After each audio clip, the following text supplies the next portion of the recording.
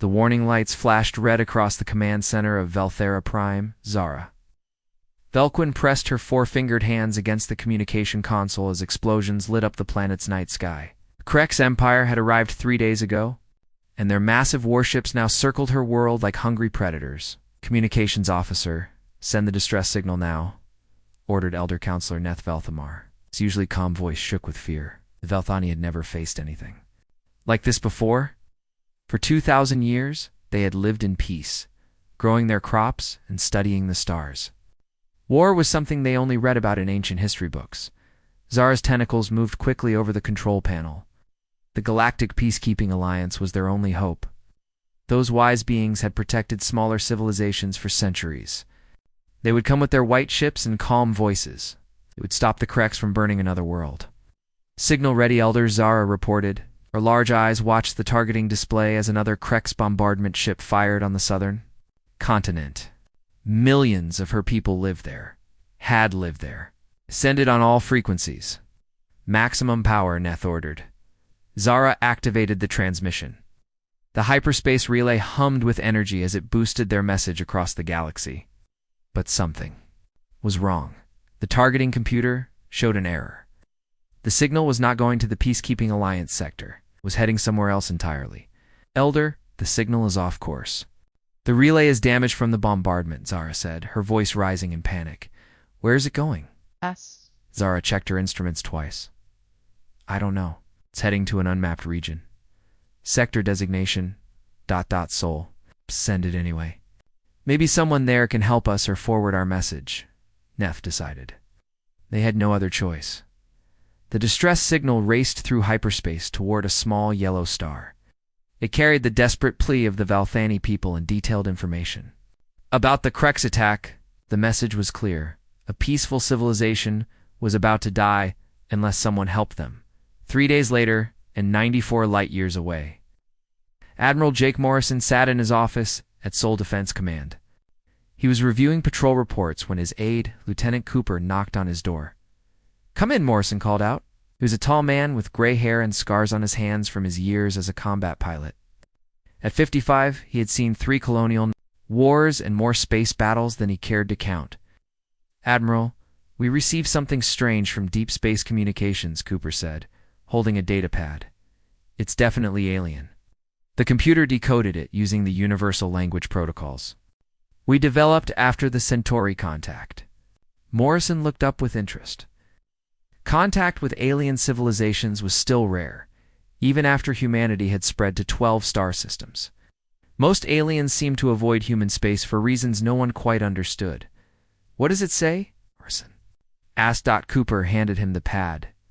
It's a distress call, sir. An entire species is under attack. They're asking for immediate military assistance. Morrison read the message. The translation was a bit rough, but the meaning was clear. A species called the Velthani was being wiped out by something called the Krex Empire. The attackers had superior numbers and were bombing civilian targets. The Velthani had maybe a week before their entire civilization was destroyed. How far away are they? Morrison asked. Velthera Prime is about 6 days at maximum hyperspace speed, Cooper replied. Morrison stood up and walked to his window. Outside, he could see the massive shipyards of Luna Base, where humanity's war fleet was docked.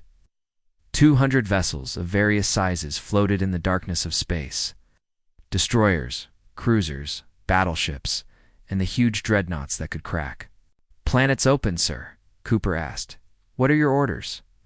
Morrison had fought in the Outer Colony Rebellion when pirates tried to take over human settlements.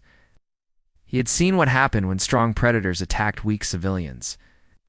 The images in the alien message reminded him of the massacre at New Boston. Thousands of innocents had died while the pirates laughed. Send a message to all fleet commanders, Morrison ordered. We launch in 18 hours. Cooper blinked in surprise. Sir, shouldn't we contact Earth Command? First, this is an alien conflict. We don't know anything about these species or their politics. Morrison turned back to his aide. Lieutenant, I see a message from beings who are about to be wiped out by someone stronger than them. That's all I need to know. We wait for politicians. To debate this, these Velthani people will be dead. Yes, sir, Cooper said. He knew better than to argue with Morrison when the Admiral had made up his mind. Within hours, Seoul Defense Command was buzzing with activity. Captain Lisa Harper received orders to prepare her scout division. Her ship, the EU's Vengeance, would lead the advance force to assess the situation. Lisa had served under Morrison during the colony wars. She trusted his judgment completely. Commander Rick Santos got similar orders for his heavy assault group. The UES Devastator was one of humanity's newest dreadnoughts, armed with weapons that could turn asteroids into dust. Rick had been hoping for some real action. After months of boring patrol duty, the human fleet that assembled was the largest ever sent outside their own territory. 847 ships of war carrying over 2 million personnel, planet crackers, stealth, destroyers, assault carriers, and support vessels. The experimental ship UES Nemesis was included. Carrying weapons that most human scientists thought were too dangerous to use, Morrison stood on the bridge of his flagship, the UES Constitution, and watched as the last ships formed up its communications.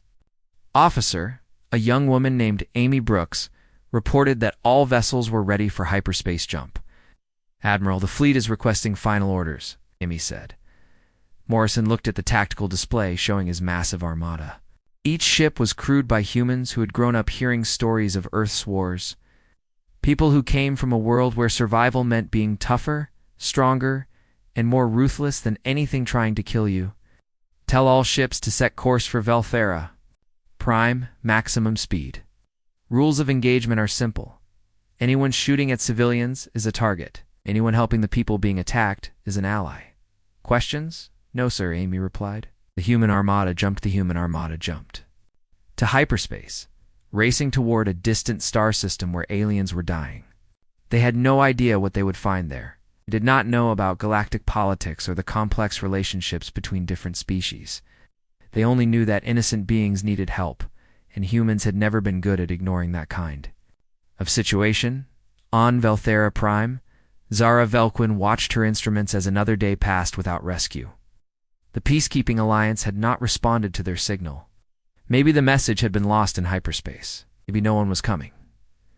Elder. Neth checked the orbital defense reports. 3 more cities had been destroyed in the night. The Kreks were taking their time, enjoying the slow destruction of Elthani civilization. They wanted the galaxy to see what happened to worlds that refused to surrender to the Empire. Any response to our distress call? Neth asked. Nothing from the Alliance, Zara replied. But I am detecting some strange hyperspace signatures at the edge of our sensor range. Multiple contacts moving very fast toward our system. How many contacts? Neth asked, with hope in his voice. Zara stared at her. Display screen. The numbers could not be right. Ran the scan again and got the same result. Elder, I count over 800 ships. But their energy signatures are unlike anything in our databases. These are not Peacekeeping Alliance vessels. Above Velthora Prime, the Kreks fleet continued its bombardment, unaware that something was approaching from the darkness between stars, something that would change everything they thought they knew about warfare and the beings who practiced it. The human fleet was 6 hours, away and closing fast. The human fleet dropped out of hyperspace at the edge of the Velthera system like a storm breaking over calm water. Admiral Morrison stood on the bridge of the UES Constitution and watched the tactical display light up with contacts. What he saw made his jaw clench with anger, report Morrison.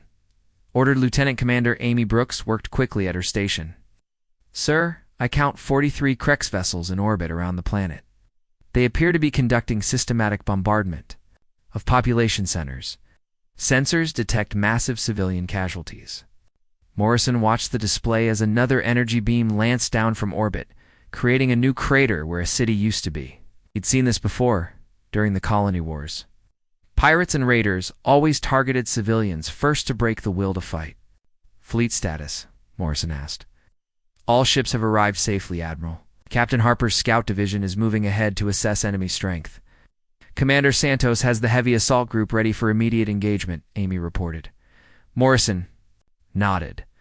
The Kreks were so focused on their bombardment that they had not even noticed the human fleet yet. That was about to change. Signal all ships. Attack formation Alpha. No warnings. No negotiations. Anyone firing on civilians is a target. Amy looked up from her console. Sir, shouldn't we try to communicate with them first? Standard first contact protocols require? Morrison cut her off. Lieutenant, those protocols were written for meeting new civilizations, not for stopping massacres. Execute the order. The human fleet moved into attack formation with deadly precision. 800 ships spread out across space like a net closing around prey. Captain Lisa Harper's scout ships moved ahead, their sensors painting targets for the main fleet. On the bridge of the UES Vengeance. Lisa watched her tactical display as the Krex vessels continued their bombardment. The alien ships were large and impressive, built for intimidation rather than combat efficiency. They looked like flying fortresses covered in spikes and weapon ports. Captain, we have target locks on all enemy vessels, reported her weapons. Officer, Lieutenant Dan Miller. All ships. This is Vengeance. Weapons free. Show them what happens when you hurt innocent people, Lisa announced over the fleet channel. The first human missiles struck the Krex fleet like hammers hitting glass. The aliens had no idea what hit them. Their shields were designed to stop the ceremonial weapons used in traditional galactic warfare. They were not prepared for human military. Technology developed through centuries of total war.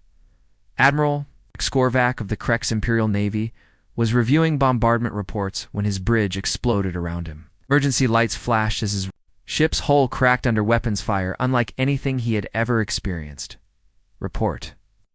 Dex Korvac roared at his surviving crew. Unknown fleet attacking from multiple vectors, his tactical officer gasped through the smoke. Their weapons are penetrating our shields like they are not there. Dex Korvac looked at his tactical display. Dozens of red contacts surrounded his fleet, moving in patterns that made no sense. These attackers were not following any known rules of engagement. They were not announcing themselves or demanding surrender. They were simply destroying everything in sight. Signal the fleet. Form defensive formation. Demand identification from the attackers, Dex Korvac ordered. Before his communications officer could respond, another barrage of missiles struck his ship. The bridge shook as hull plates were torn away. Through the smoke, Dex Korvac watched. 3 of his escort vessels explode in balls of fire. Commander Rick Santos watched the battle from the bridge of the UES Devastator. His heavy assault group had not even engaged yet. The scout ships were handling the Krex fleet with ease. Sir, enemy ships are trying to form a defensive line, reported his tactical officer. Rick smiled grimly. Show him why that is a bad idea. Main batteries target their flagship. Full power. The Devastator's main guns were designed to crack. Open, fortified asteroids. When they fired at the Krex flagship, the results were spectacular. The alien vessel simply came apart under the impact, its hull crumbling like paper. On the surface of Velthora Prime, Zara Velquin watched her sensors in amazement. The orbital bombardment had stopped. The Krex ships were fighting for their lives against an enemy they could not seem to touch. Elder Neth, you need to see this, Zara called out. The old Velthani leader hurried to the communications station. On the screen, he could see the battle raging in orbit. Ships were exploding like fireworks, and they were all Krex vessels. Are they, Neth asked in wonder. I don't know, Zara replied. Their technology is completely unknown to our databases, but they are saving us. The battle in space was unlike anything the galaxy had ever seen. Human ships moved with coordination that spoke of endless training and experience. They used tactics that ignored every rule of civilized warfare. Ships rammed enemy vessels. Fighters made suicide runs into command bridges. Boarding pods were launched at damaged ships to capture them from within. Lieutenant Commander Amy Brooks coordinated the tactical data flowing between human ships. She had studied every major battle in human history, from ancient Earth conflicts to the recent colony wars. This was just another day at the office for humanity's military. Admiral, enemy fleet is down to 15 vessels. They are attempting to withdraw, Amy reported. Morrison watched the tactical display. The surviving Krex ships were trying to escape, but human destroyers were already moving to cut them off. No one was getting away to warn the Krex Empire about what they had encountered? Let them run, Morrison ordered. Follow them home. Amy looked surprised. Sir, if they go back to their empire, they will report our location and bring more ships. If they don't go back, their leaders will wonder what happened and sent investigators. Either way, we need to deal with the source of this problem. Captain Danny Foster of the UES Reaper was already tracking the fleeing Krex vessels. His ship was designed for stealth and reconnaissance, but it was also fast enough to keep up with anything trying to escape. Reaper to Constitution. Dive. Locks on all fleeing contacts. Shall I intercept? Morrison considered the options. If the Krex escaped, they would return with a larger fleet. If they were destroyed, the Krex Empire would eventually wonder what happened to their forces. But at least that would buy time for the humans to prepare. Negative, Reaper. Shadow them home. I want to know where they came from and how many more ships they have. The battle was over in less than 2 hours. 28 Krex vessels had been completely destroyed. 15 more were so damaged they could barely move.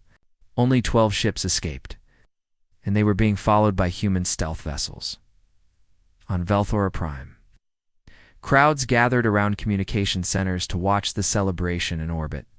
The mysterious fleet had saved them from extinction. Elder Neth prepared to send a message of gratitude to their saviors. Open a channel to the lead vessel, Neth ordered. Admiral Morrison received the transmission on his bridge. The voice was translated by the computer, but he could hear the emotion behind the words. Known saviors, this is Elder Counselor Neth, Velthomar of the Velthani people. We cannot express our gratitude for your intervention. We had sent a distress call to the Galactic Peacekeeping Alliance, but you arrived instead. May we know who you are? Morrison looked at Amy, who shrugged. First contact with a new species was usually handled by diplomats and scientists. But Morrison was a military man dealing with a military situation. This is Admiral Jake Morrison, of the Human Defense Fleet. We received your distress call and responded as quickly as possible. Are your people safe? There was a long pause before Neth replied. Humans? We have never heard of your species. Are you part of the Galactic Council? No, we are not. We come from the Sol System. We have had limited contact with other galactic civilizations, Morrison answered honestly.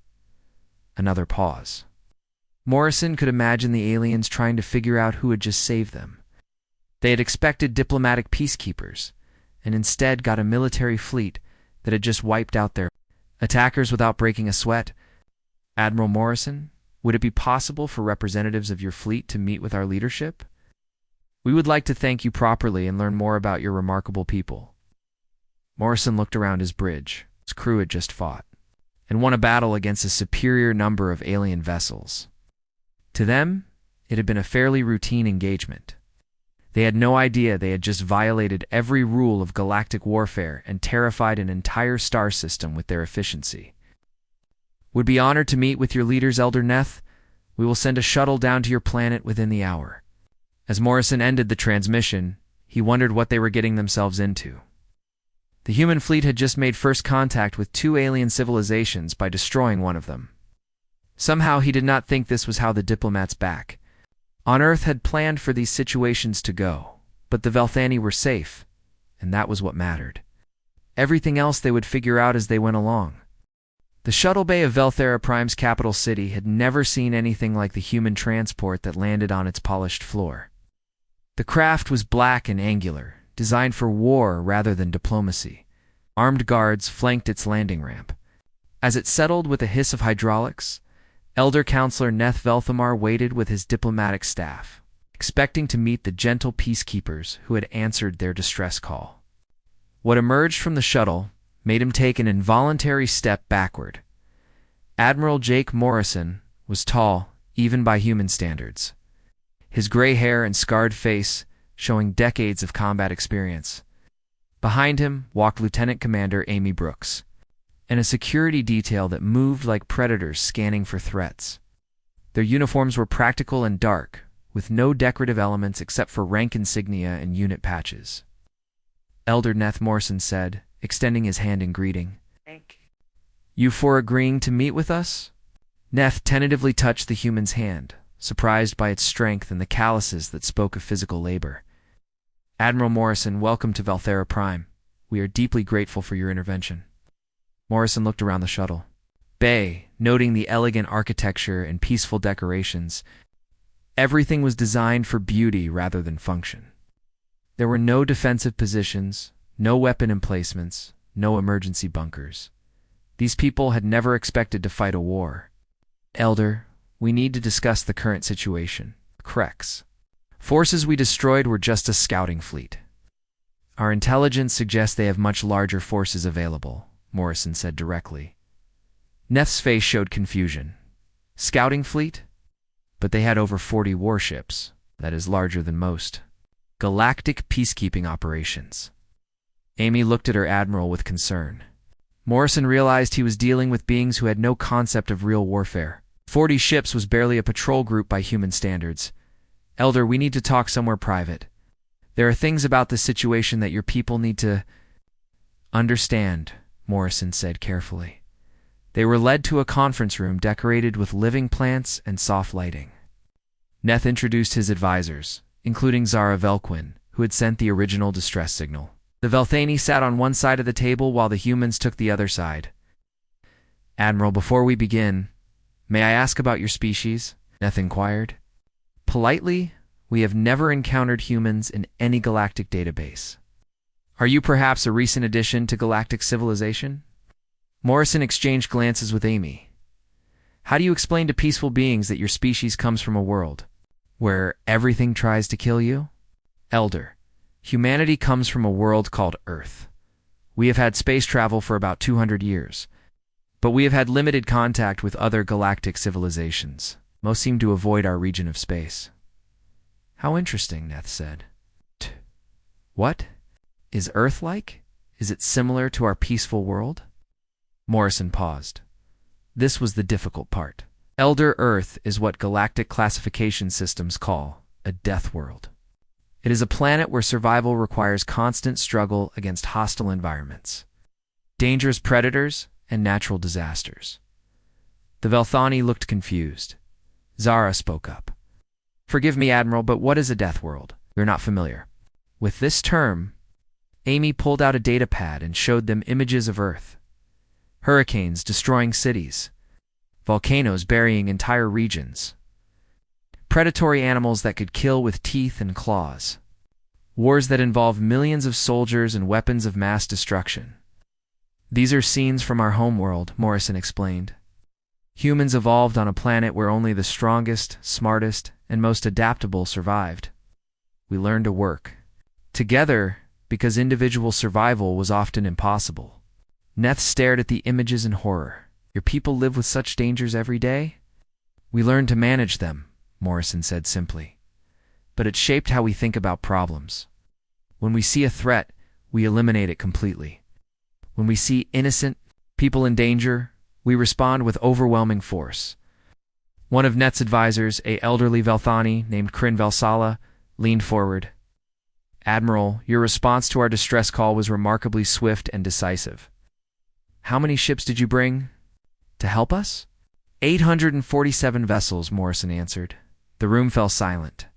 Zara checked her datapad twice. Admiral, did you say 800 ships for a single rescue operation? That seemed appropriate for the threat level, Morrison replied. We didn't know how many Krex ships we would face, so we brought enough to handle any situation. Neth looked pale. Admiral, the largest peacekeeping operation in galactic history involved 12 ships. You brought enough vessels to conquer entire star systems? Morrison began to understand the problem. These people expected diplomacy and limited intervention. They had no concept of total war or decisive military action. Elder, may I ask how galactic conflicts are usually resolved? Morrison inquired. Neth brightened, thinking this was safer ground. Well, very civilized affairs. The opposing fleets meet in designated space. They exchange formal challenges and fight limited engagements. Usually no more than 1 or 2 ships are lost. The losing side accepts defeat gracefully, and negotiations begin. Have you stared at it? What if they refuse to negotiate? That Never happens, Kryn said confidently. All civilized species understand the rules of proper warfare. Total destruction is considered barbaric and primitive. Morrison rubbed his forehead. No wonder the Kreks had been so successful. They were fighting enemies who followed rules that made war into a sporting event. Elder, I need to show you something, Morrison said. He activated his communicator. Constitution, patch me through to Captain Sullivan. A new voice came through the device. Admiral, this is Captain Kate Sullivan aboard the UES Warrior. How can I help you? Captain, we need a demonstration for our allies. Standard combat drill? Make it educational? Understood, sir? We'll set up a training exercise in the outer system. Morrison looked at the Velthani. Would you like to see how human forces conduct training operations? Might help you understand. Our capabilities. 2 hours later, the Velthani delegation was aboard a human observation ship, watching a training exercise in space. What they saw would haunt their dreams for years to come, Captain Kate. Sullivan commanded a single human destroyer, conducting what the humans called a basic combat drill. The exercise involved attacking a series of automated targets while under simulated enemy fire. The Velthani watched in growing horror as the human ship moved through maneuvers that would have been considered impossible by galactic standards. It accelerated at rates that should have killed the crew, turned in ways that defied physics, and fired weapons with accuracy that seemed supernatural. The crew was sustaining gravitational forces that would be fatal to most species, Zara whispered, checking her instruments. Humans are adapted for high-stress environments, Morrison explained calmly. Our bodies are built to handle physical stress that would kill most galactic species. The demonstration continued with the destroyer engaging multiple targets simultaneously. While performing evasive maneuvers, what made it terrifying was not just the ship's performance, but the casual efficiency with which it destroyed everything in its path. Admiral Neth said quietly, "How many crew members does that ship carry?" "Standard destroyer complement is 400 personnel," Morrison replied. "And in your fleet, approximately 2 million military personnel," Morrison answered. The Velthani delegation sat in stunned silence. They had summoned not a small peacekeeping force, but a military machine capable of conquering entire sectors of the galaxy. As they watched the training exercise conclude, a new communication came through to Morrison's ship. Captain Danny Foster, of the UES Reaper, was reporting from his surveillance mission. "Admiral, we have followed the surviving Krex vessels to their staging area. Sir, you need to see this." The tactical display showed a massive fleet gathering around a heavily fortified space station. Morrison counted the contacts twice before believing the numbers. "How many ships, Captain?" 12,000 vessels, Admiral. It appears to be the entire Krex Imperial Navy. They are mobilizing for a massive counterattack." Morrison looked at the display calmly while the Velthani delegation stared in terror. 12,000 ships was more military force than most galactic civilizations could imagine. "Captain Foster, continue surveillance. Report any movement toward Valthera Prime." "Admiral," Neth said in a shaking voice, 12,000 ships. That is more than the combined fleets of half the Galactic Council. How can we possibly survive such an attack?" Morrison turned to face the alien leader. For the first time since arriving, he smiled. It was not a comforting expression. "Elder, you asked for help. We gave you our word that we would protect your people. Humans do not break their promises. 12,000 ships. We'll learn why it was a mistake to threaten beings under human protection," Morrison finished. Lieutenant Commander Brooks, signal the fleet. All ships are to prepare. "For extended combat operations, we're going to need reinforcements," Amy nodded. "Any additional ships should I request from Sol Command?" Morrison looked at the tactical display showing the massive Krex fleet, all of them. The Velthani delegation realized they had not summoned peacekeepers. It awakened something far more dangerous than the Krex Empire, something that viewed a 12,000-ship armada as merely a larger target. The Krex Imperial Armada dropped out of hyperspace in perfect formation, 12,000 ships arranged in attack waves that stretched across space like a metal storm. Emperor Krexvorthok stood on the bridge of his flagship, the Eternal Dominion, and smiled with satisfaction. No force in the galaxy could stand against such overwhelming power. "Report on the enemy fleet," Krexvorthok commanded. Admiral Dex Korvac, the sole survivor of the first encounter with the humans, studied his tactical display with growing confusion. "Emperor, I detect only 800 vessels in the system, the same number as before." "Excellent," the Emperor said. "These mysterious attackers will be crushed beneath the might of the Empire. Signal all ships to begin the assault." What the Krex sensors could not detect was the transformation that had taken place in the Veltara system over the past 3 weeks. Admiral Morrison had not been idle while waiting for reinforcements. He had turned the entire star system into something that would have impressed the military engineers of Earth, Colonel. Ben Parker stood in the command bunker buried deep inside Velthera Prime's largest moon. Around him, holographic displays showed the defensive grid he had constructed with ruthless efficiency. Every asteroid had been hollowed out and filled with weapons platforms. Every moon had been turned into a fortress. The space between planets was now a maze of minefields, automated gun batteries, and hidden missile silos. "Colonel Krex fleet is entering the outer system," reported Major Linda Foster, his tactical coordinator. Ben nodded calmly. "Activate all defensive systems. Let them see what human engineering looks like." Krex advanced fleet hit the first. The line of defenses and simply vanished. Asteroids that had seemed empty suddenly erupted with weapons fire. What the aliens thought was empty space turned out to be filled with cloaked mines that detonated with the force of small suns. On the bridge of the Eternal Dominion, Emperor Krexvorthok watched his forward squadrons disappear from the tactical display. "What happened to them?" "Unknown, Emperor," Admiral Vex Korvac replied, his voice shaking. "They simply stopped transmitting. All 500 ships in the advance wave are gone." Vorthok snarled. "Order the second wave to investigate." 1,000 more Krex ships moved deeper into the system. It lasted longer than the first wave, but not by much. Human defensive platforms emerged from hiding places throughout the asteroid belt and opened fire with weapons that turned space into a killing field. The Krex had never seen anything like it. Captain Julie Thompson watched the slaughter from the bridge of her stealth ship, the UES Shadow.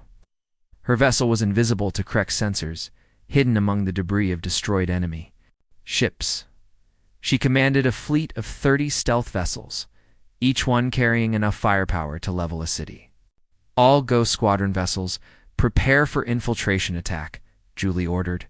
"Target their command ships. Remember, we want to capture their Emperor alive if possible." The stealth ships moved through the Krex formation like sharks through a school of fish. They appeared behind enemy vessels, destroyed them, and vanished before the aliens could react. The Krex fleet began to panic as ships exploded around them with no visible attackers. Emperor Doc Forthok grabbed his communications officer. "Send a message to these humans. Demand they surrender immediately or face the full wrath of the Empire." The message reached Admiral Morrison on the bridge of his flagship. He read it twice before laughing out loud. "Admiral?" Amy asked, confused by his reaction. "They want us to surrender," Morrison said, showing her the message. "After losing 2,000 ships in 10 minutes, they think we should be afraid of them." Morrison activated the fleet-wide communication system. "All ships, this is Admiral Morrison. The enemy has demanded our surrender. I believe the appropriate human response is to show them why that request is amusing." The main human fleet, which had been hiding behind Velthera Prime, now moved into open space. But these were not the same 800 ships the Krex had faced. Before, during the 3 weeks of preparation, Earth had sent reinforcements. The human armada now numbered over 1,500 vessels, including ships that had never been seen outside the Sol system. The UES Nemesis moved at the center of the UES formation like a predator among wolves. The experimental ship was twice the size of a normal dreadnought and carried weapons that most human scientists thought were too dangerous to use. Admiral Morrison had decided this was the perfect time to field test them. Captain Ryan Cooper commanded. The Nemesis had been waiting his entire career for a chance to use his ship's full capabilities. "Admiral Morrison, this is Captain Cooper, requesting permission to engage with experimental systems." Morrison looked at the tactical display. The remaining Krex fleet still outnumbered his forces 6-1. It was time to even the odds. Permission granted. Captain, show them what human science can accomplish when we stop holding back. The Nemesis powered up weapons that warped reality itself. Space around the ship began to bend and twist as the vessel prepared to fire. The Krex sensors detected energy readings that broke their instruments. When the Nemesis fired, a section of the Krex fleet simply ceased to exist. Not destroyed, not vaporized, but erased from reality, as if it had never been there. A sphere of empty space appeared where 300 enemy ships had been moments before. Emperor Krexforthok stared at his tactical display in disbelief. "What kind of beings are these humans?" he whispered.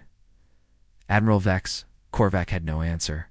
He had fought across the galaxy for 50 years and had never seen anything like this. These humans fought as if the laws of physics were suggestions rather than absolute rules. The human fleet pressed their attack with coordination that spoke of centuries of military evolution. Ships moved in patterns that maximized damage while minimizing exposure. They used tactics that treated space itself as a weapon, herding enemy vessels into kill zones where concentrated firepower could destroy dozens of ships at once. Commander Rick Santos led the heavy assault group in a direct attack on the Krex Center. The UES Devastator and her sister ships moved through enemy formations like wolves through sheep, their massive guns turning battleships into scrap metal.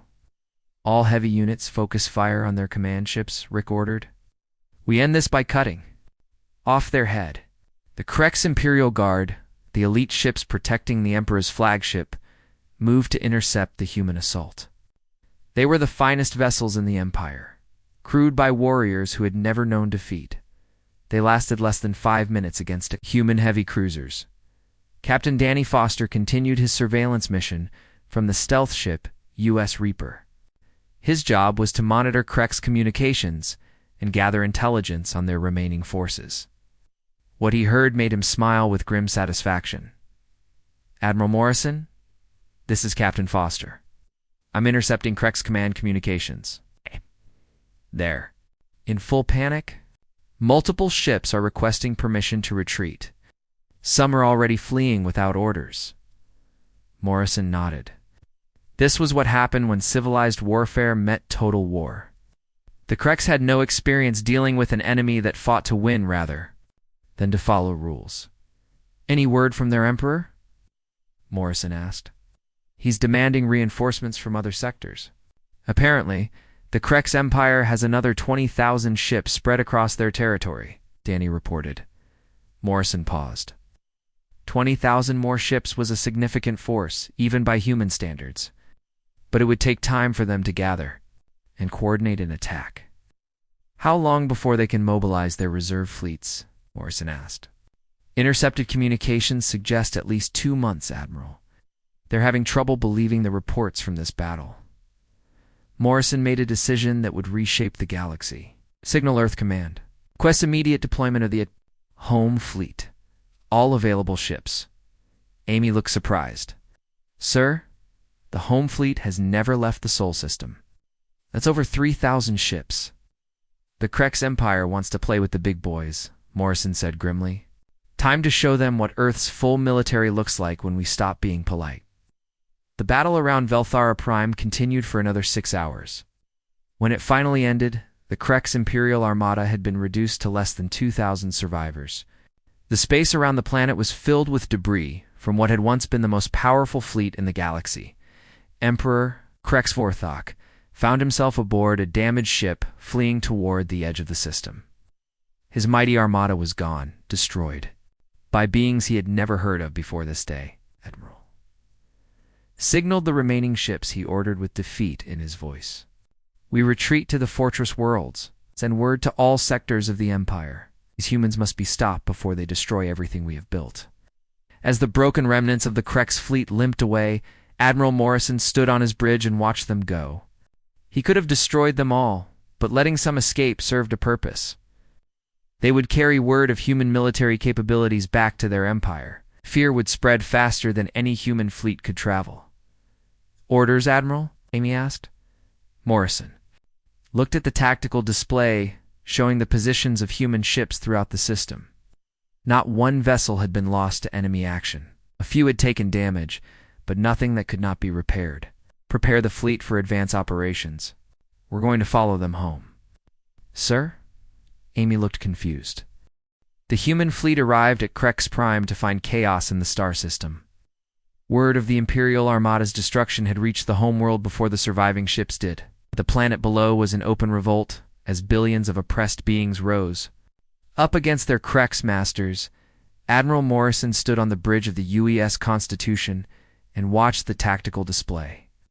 The mighty fortress world of the Krex Empire was tearing itself apart. Orbital defense platforms fired on each other.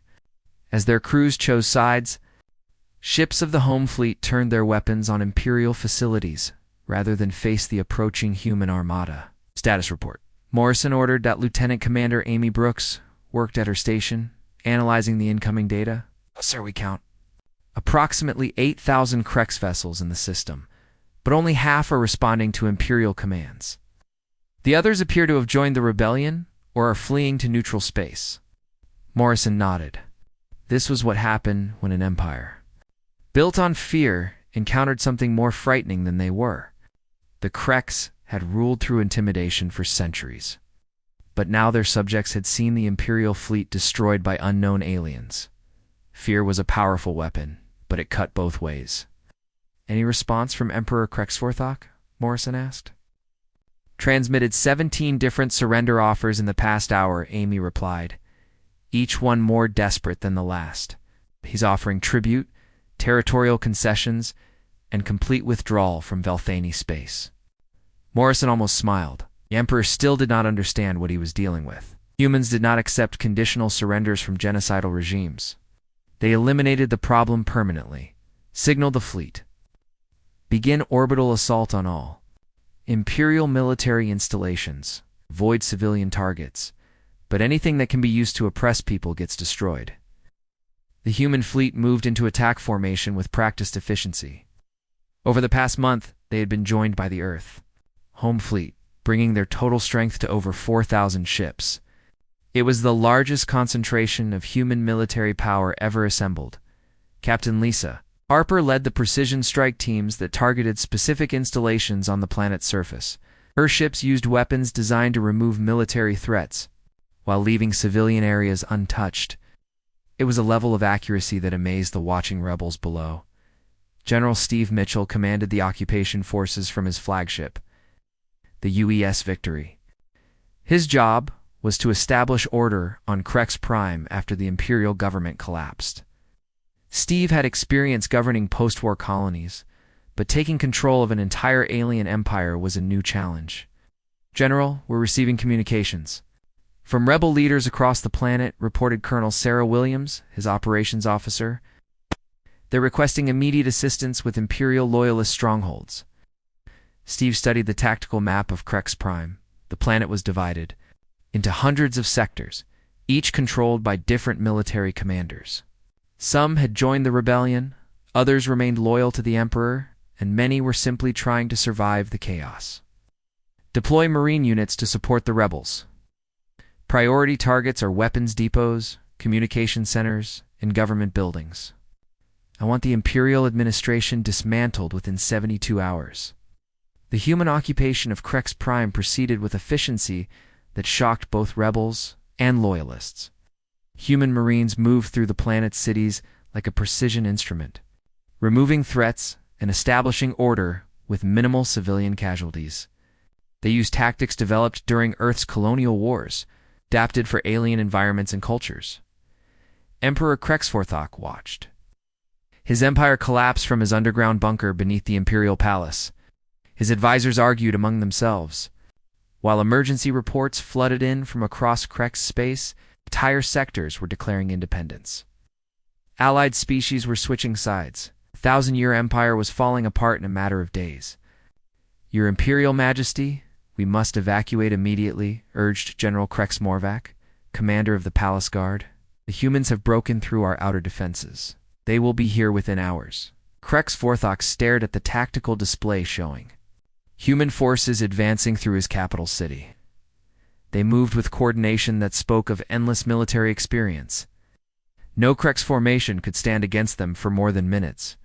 "How many ships do we have left in the outer systems?" Emperor asked weakly. "Perhaps 3,000 scattered across 50 sectors," the general replied, "but they are isolated and outnumbered. The humans seem to have forces everywhere at once." What Krex Morvac did not understand was human logistics. Earth had been preparing for interstellar war since the first colony ships left Sol. Human military doctrine emphasized rapid deployment and overwhelming force concentration. When they decided to solve a problem, they brought everything they had. Admiral Morrison received regular updates from his ground commanders as they secured key positions. Across Krex Prime, the planet was effectively under human control, but the real work was just beginning. Governing a galactic empire required more than military force. "Admiral, we're receiving a communication from the Galactic Council," Amy reported. "Representative Quinn Zexaldara is requesting immediate talks regarding the situation in Krex space." Morrison had been expecting this. The galactic government would be concerned about humans taking control of such a large territory. They probably expected diplomatic negotiations and careful power transitions. "Put him through," Morrison ordered. The alien representative appeared on the main screen, his expression carefully neutral. "Admiral Morrison, I am Quinn Zexaldara of the Galactic Council. We are deeply concerned about recent events in this sector. Representative Quinn, we are ensuring the peaceful transition of government in former Krex territory. All species previously oppressed by the Empire are being offered self-determination," Morrison replied diplomatically. "Admiral, the Council appreciates your intervention on behalf of the Velthani people. However, the occupation of an entire galactic empire raises significant legal and political questions." Morrison had dealt with politicians before. They were the same across species lines, more concerned with process than results.